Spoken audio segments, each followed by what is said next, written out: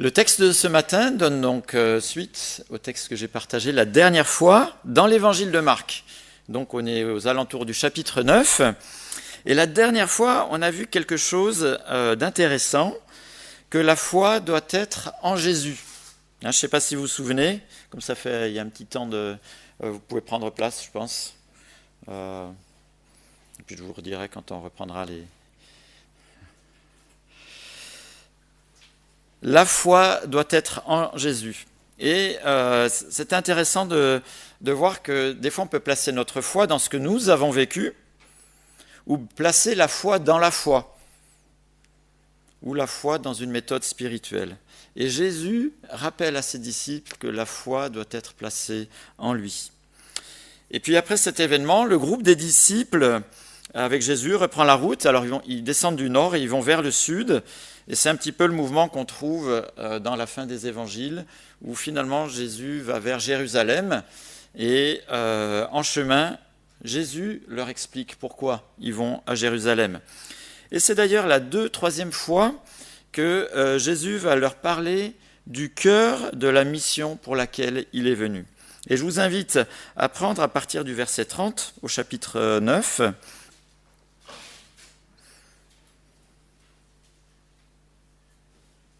Marc 9, verset 30.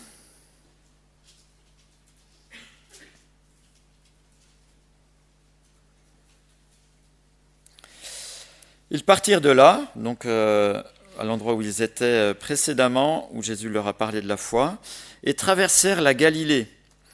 Jésus ne voulait pas qu'on le sache, car il enseignait ses disciples et il leur disait : le Fils de l'homme sera livré entre les mains des hommes.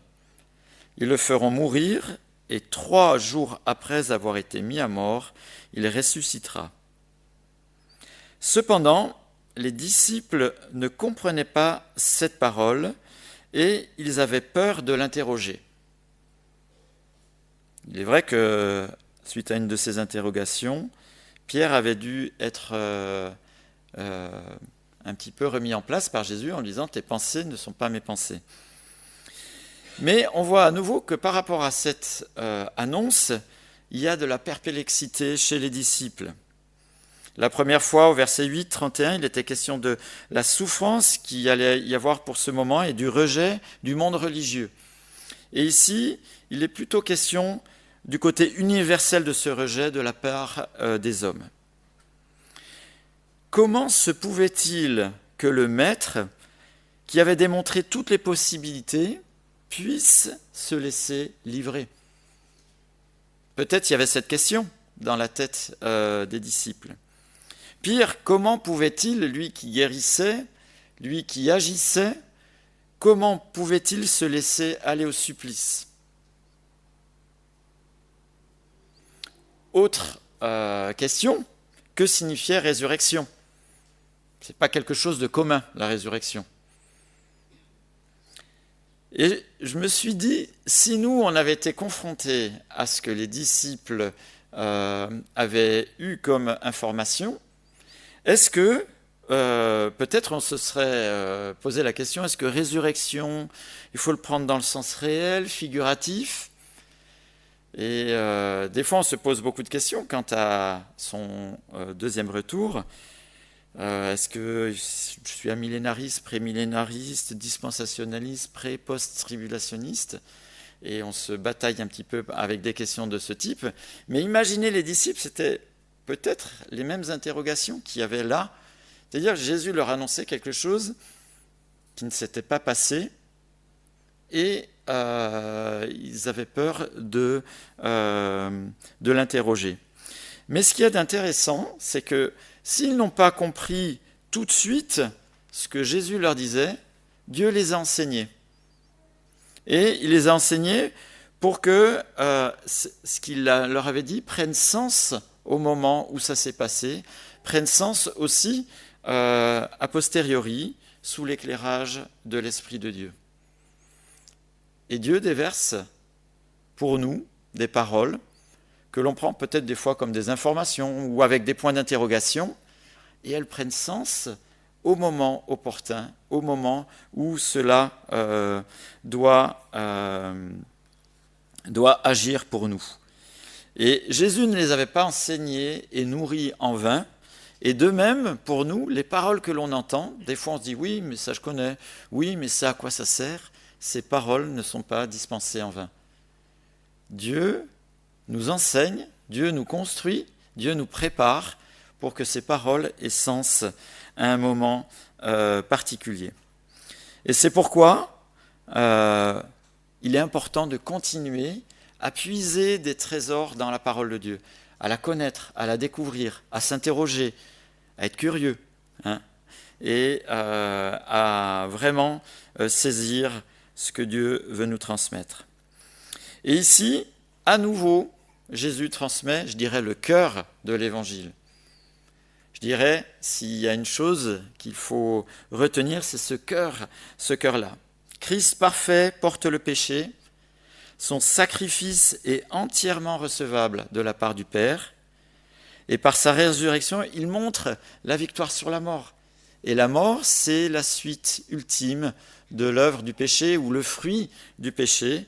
Et par-delà, il montre sa victoire sur le péché. Et ce qu'il y a de beau, c'est qu'il veut mettre à profit cette victoire pour celui qui se reconnaît affecté par le péché, qui est pécheur et qui désire réellement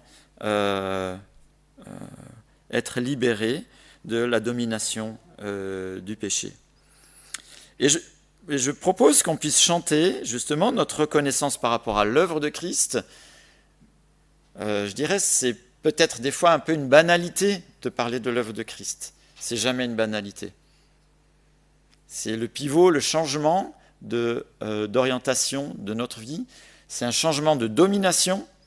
La Bible dit que l'ennemi de Dieu n'est plus notre maître, mais que nous sommes enfants de Dieu.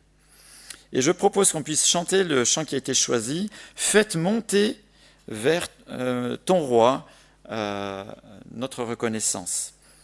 Et on pourrait chanter debout si vous le pouvez. « Faites monter ».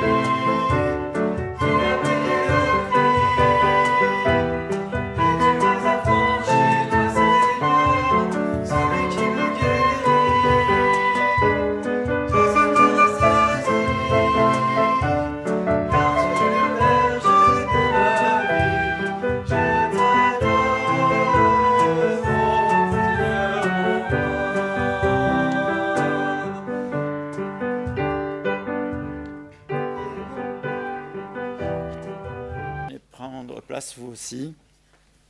Merci pour ce nouveau cantique. Il faudra peut-être le reprendre pour qu'on l'intègre bien. D'ailleurs, dans ce cantique, il y a quelque chose qui est fort. On a parlé de se prosterner. Je ne sais pas si beaucoup d'entre vous, vous êtes prosternés déjà en vrai. Vous avez rencontré un souverain vers lequel on doit se prosterner. Mais on chante des paroles qui sont fortes. Et puis des fois, on a des paroles qui sont vraiment en décalage.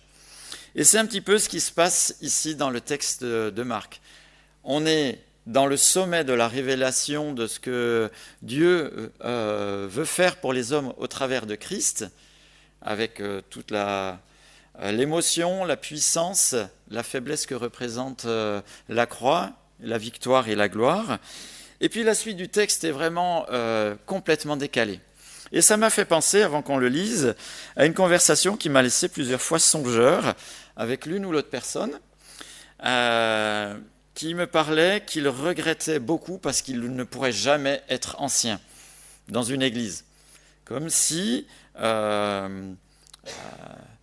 c'était pas tant le service qui était le service à disposition des frères et sœurs qui était visé, mais j'ai trouvé un petit peu dans leurs propos que c'était comme si c'était l'aboutissement d'un cheminement dans une église, un peu l'aboutissement comme dans une carrière.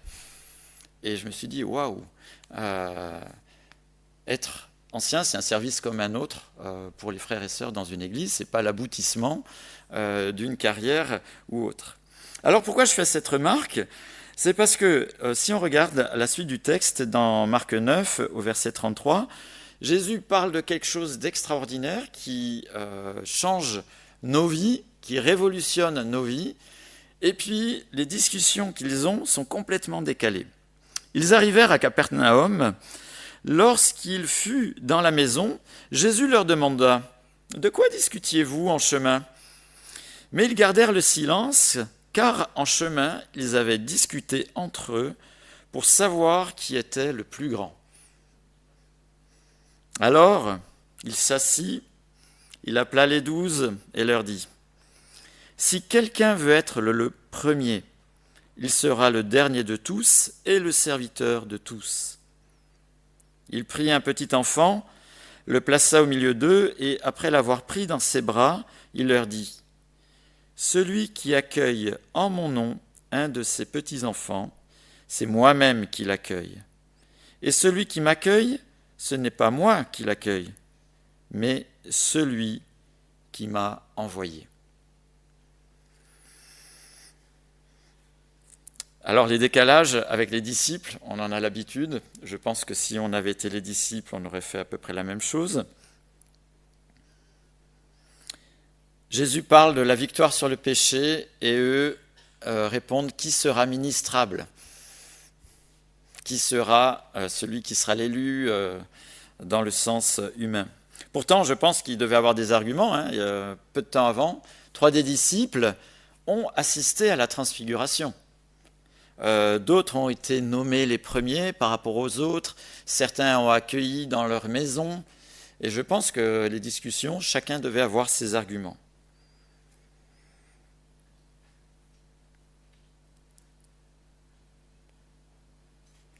On comprend mieux pourquoi, quelques versets plus haut, Jésus a dit qu'il fallait avoir foi en lui. Et que le royaume de Dieu, c'est avoir foi en lui. Pas avoir foi dans un système, pas avoir foi dans une organisation. Foi dans sa personne. Et foi dans sa personne, pourquoi ? Parce que à son image, le service, l'humiliation précèdent la grandeur ou la gloire. Et tous ceux qui se réfèrent et agissent en son nom sont les bienvenus et leur action doit être faite au nom de Jésus-Christ et en relation avec lui. Et à l'inverse, les aspirations humaines produisent des groupements, des mouvements, des partis, des organisations avec une hiérarchie. Jésus montre qu'il faut s'attacher à sa personne. C'est sur sa personne. Alors que nous, habituellement, quand on a une idée, ça va créer un mouvement ou quelque chose, et puis il va y avoir une structuration avec une certaine hiérarchie. Et souvent, dans les organisations qu'on peut remarquer dans notre société, il y a ceux qui en font partie, et il y a ceux qui n'en font pas partie. Et des fois, on sait bien faire sentir la différence de ceux qui n'en font pas partie. Même des fois, ils sont nos adversaires. Ou bien, on regarde ceux qui n'en font pas partie comme si c'était des contacts ou des prospects. J'ai été commercial pendant plusieurs années, et on peut regarder celui qui n'est pas dans notre organisation comme quelqu'un à capter, pour qu'il fasse partie de notre organisation. Et Jésus ici rappelle que ce n'est pas la manière dont il envisage le royaume de Dieu. Il envisage le royaume de Dieu c'est sa personne qui est au cœur et c'est sa personne qui fait une œuvre dans les cœurs. Les disciples discutent de qui est le plus grand dans leur conception. Jésus, d'ailleurs, ne les reprend pas sur l'aspect de la grandeur, mais il les reprend sur le moyen d'y parvenir. Jésus lui-même sera glorifié, mais avant, il a connu l'humiliation. L'humiliation déjà de l'incarnation, à Noël. Il a laissé une part de sa gloire pour pouvoir être au milieu de nous, et de l'humiliation, de l'accusation partiale et de la croix qui allait venir. Si Jésus a suivi ce chemin, pouvait-il en être autrement pour ses disciples ? Alors, on n'a pas à refaire la croix. Christ a dit sur la croix, tout est accompli. Donc, ce n'est pas à nous d'expier à nouveau, ce n'est pas à nous de refaire quelque chose qui serait mal fait d'ailleurs, vu que Christ l'a fait d'une manière parfaite. Mais Jésus souligne que la grandeur ne s'obtient pas de la même manière que dans notre société, dans nos habitudes. Souvent, pour pouvoir accéder à des sphères plus hautes, on y accède en jouant des coudes ou en faisant des efforts qui sont remarqués et ces efforts sont pris en compte aux yeux de tous. Et Jésus oppose ici à la compétition des prétendants, il oppose l'esprit de service. Jésus oppose aux efforts méritoires une action faite en son nom. Jésus précise que c'est plutôt l'attitude de service plutôt que de jouer les coudes. Et que justement les coudes, il faut s'en servir plus pour être au service ou accueillir que de s'en servir pour se faire de la place. Être serviteur, c'est prendre en compte et protéger celui ou ce qui est fragile, plutôt que de laisser le faible sur la touche pour pouvoir monter toujours plus haut aux yeux de la société. Et Jésus le démontre avec simplicité, avec l'enfant qui est au milieu d'eux. Et d'ailleurs, la manière, si on lit attentivement, la manière de le prendre est d'une manière bienfaisante et bienveillante. Et il prend ce petit enfant pour montrer que c'est en veillant sur ce qui est apparemment faible que notre esprit de service peut être nourri. Alors attention, ça ne veut pas dire que dans ce texte, Jésus donne une place aux enfants qui ne serait pas juste. Les enfants ne sont pas des saints. Je crois qu'on l'a tous remarqué, parce qu'on a été enfants.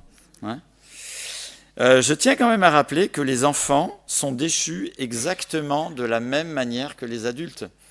Il n'y a pas un âge où on devient pécheur. Les enfants sont déchus de la même manière que les adultes. Ils ont le même potentiel d'expression du péché. Et ils peuvent être de vrais dictateurs. Alors ils nous mettent à genoux, mais des fois aussi ils nous mettent sur les genoux, si on laisse exprimer ce qui est en eux. Mais ici, au travers de ce petit enfant, c'est la faiblesse, la fragilité, la dépendance qui sont soulignées et évidentes dans la démonstration de Jésus. C'est cet aspect-là qui est souligné en opposition aux luttes de pouvoir que peuvent avoir les adultes pour parvenir à ce qu'ils ambitionnent, en délaissant sur le côté tous ceux qui ont besoin justement de ceux qui sont en autorité, qui devraient avoir une attitude bienveillante. En fait, Jésus dit ici, tu veux être grand ? Sois au service de l'autre et n'oublie personne en chemin. Pratiquement, Jésus parle ici même que l'attention portée au plus petit, à ce qui est plus fragile, c'est comme si c'était Dieu qui était l'objet même de cette attention. Verset 37, « Celui qui accueille un de ses petits-enfants, c'est moi-même qui l'accueille, et celui qui m'accueille, ce n'est pas moi qui l'accueille, mais c'est celui qui m'a envoyé. » Et là, je viens de dire une belle hérésie. Parce que, suite à un verset comme ça, je pourrais me lancer à fond dans le social, dans la charité, dans l'humanitaire, avec en arrière-pensée que ça compte quand même pas pour rien ce que je fais. Ben oui, puisque Jésus a dit que c'est comme si on le faisait à lui et à son Père. En fait, j'ai escamoté une partie du verset. Je suis un petit malin. Il y a quelque chose de très très important dans ce verset, et on va le relire, et vous allez voir que c'est toujours bien de vérifier ce que dit un prédicateur. Celui qui accueille en mon nom, pas en son nom, ou pour telle ou telle chose. Celui qui accueille en mon nom un de ses petits-enfants, c'est moi-même qui l'accueille. Et celui qui m'accueille, ce n'est pas moi qui l'accueille, mais celui qui m'a envoyé. Celui qui accueille en mon nom.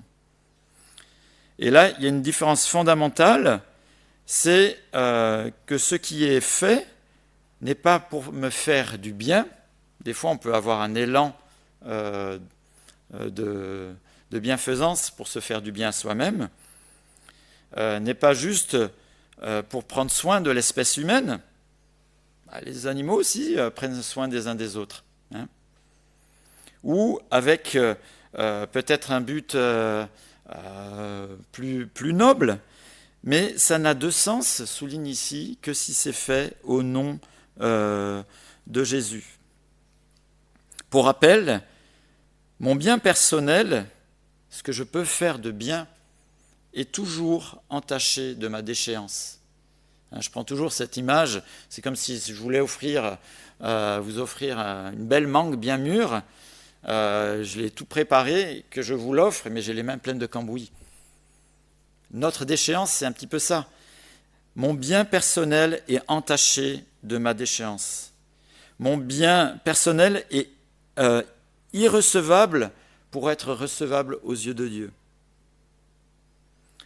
Mon bien personnel n'a aucune valeur de gloire aux yeux de Dieu. En revanche, seule ma vie abandonnée dans la personne de Christ pour le péché est recevable à Dieu.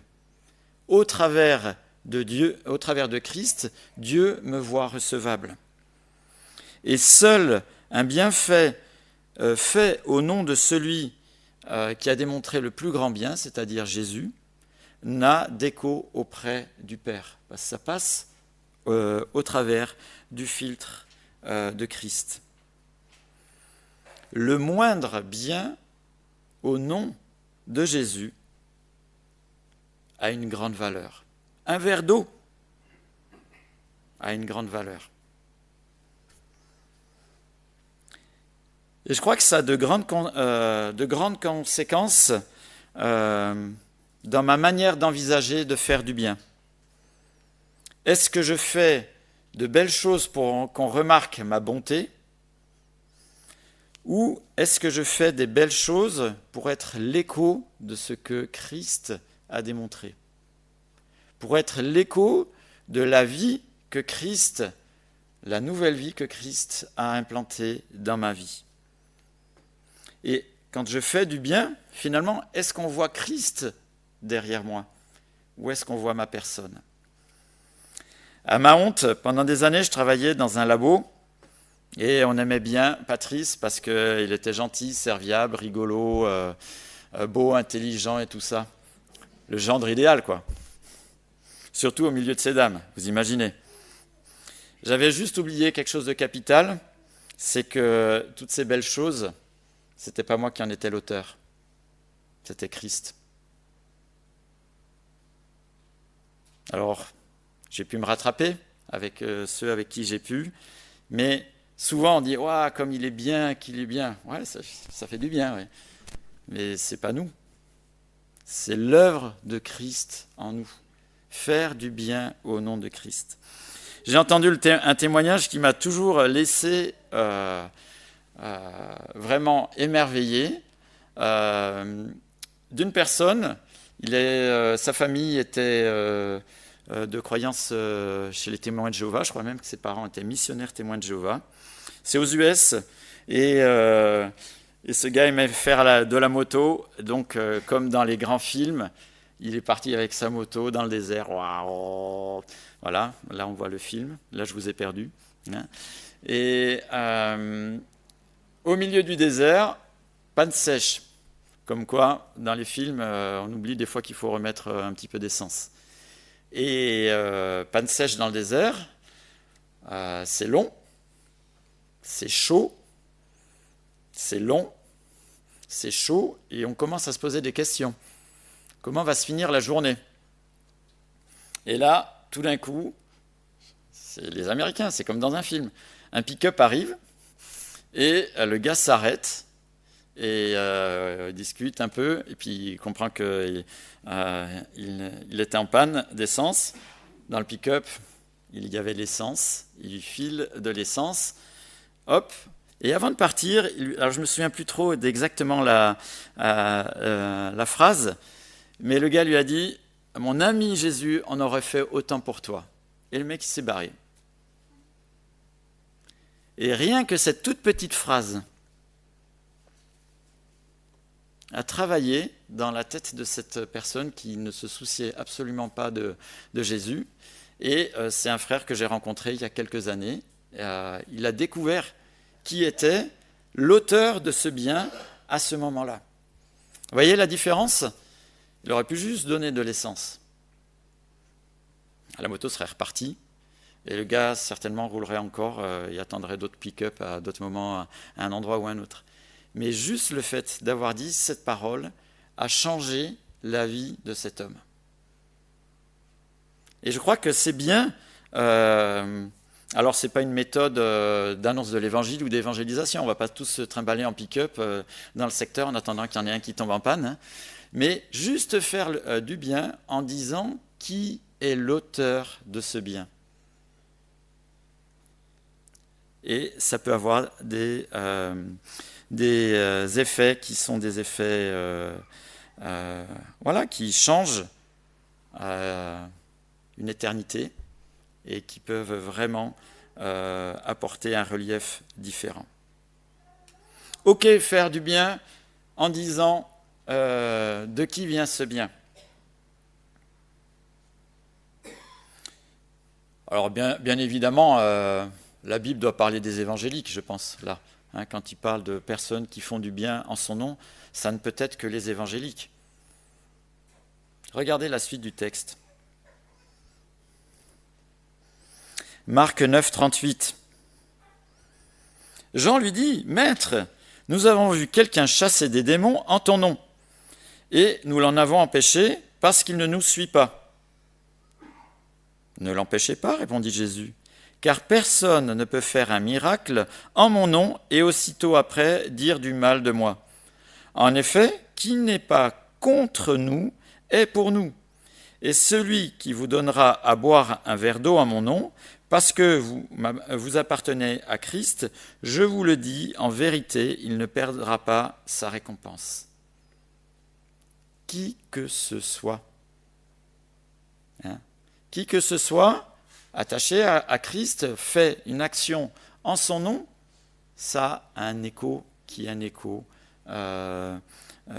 est souligné et retenu.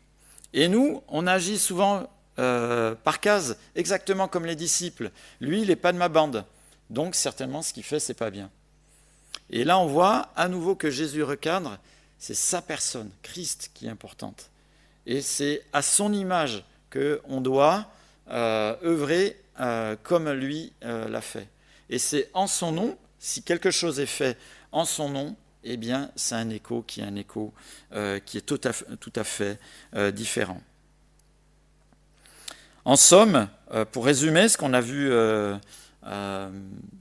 ce matin, le royaume de Dieu, souvent l'expression qui est soulignée dans les évangiles, ou l'Église de Christ. Alors quand je dis l'Église, il s'agit des personnes qui sont attachées à Christ, ce n'est pas des dénominations, est faite de personnes qui ont compris le besoin de l'œuvre de Christ et qui l'ont accepté. C'est ça l'Église de Christ. La grandeur de Jésus, c'est d'avoir montré une attitude de serviteur, et notre grandeur serait d'avoir cette ambition de service, la même ambition de service. Et que clairement, on puisse comprendre que ce service que l'on fait est pour lui et avec son aide.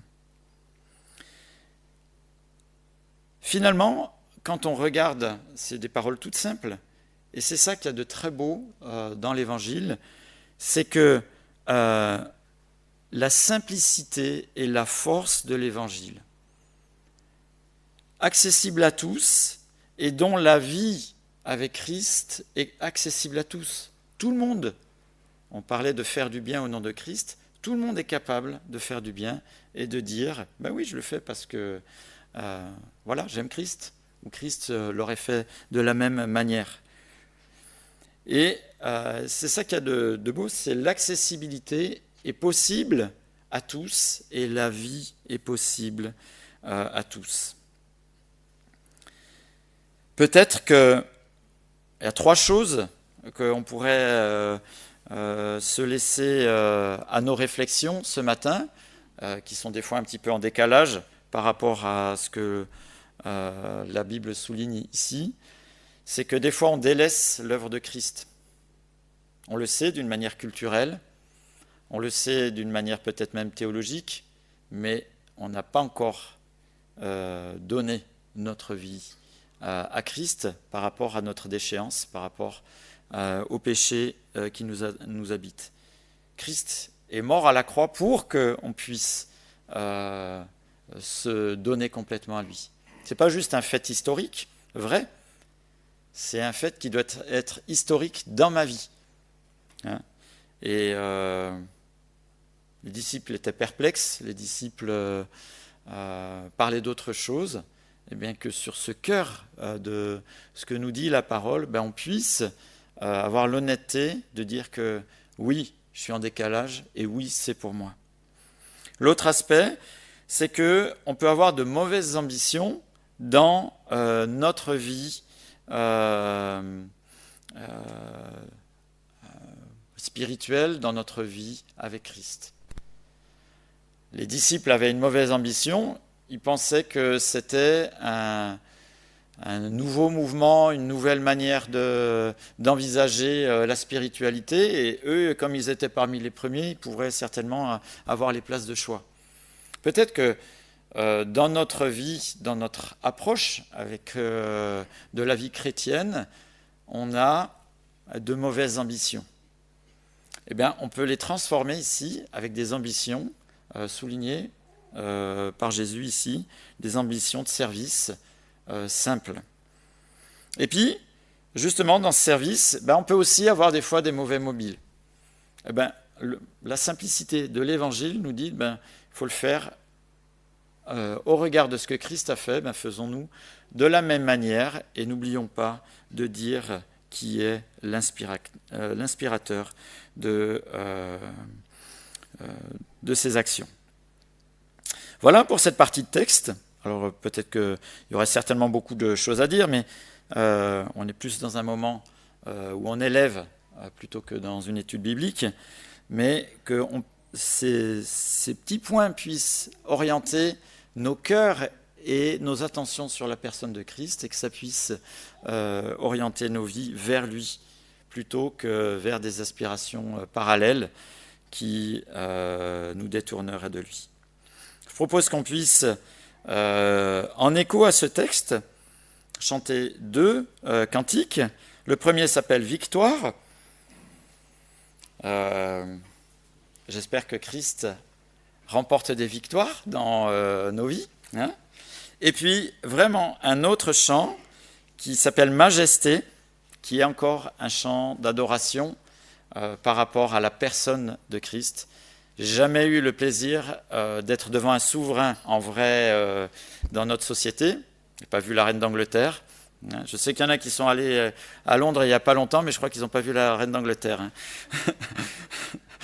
Mais ça doit quand même être impressionnant. Imaginez-vous arriver devant voilà, une personnalité.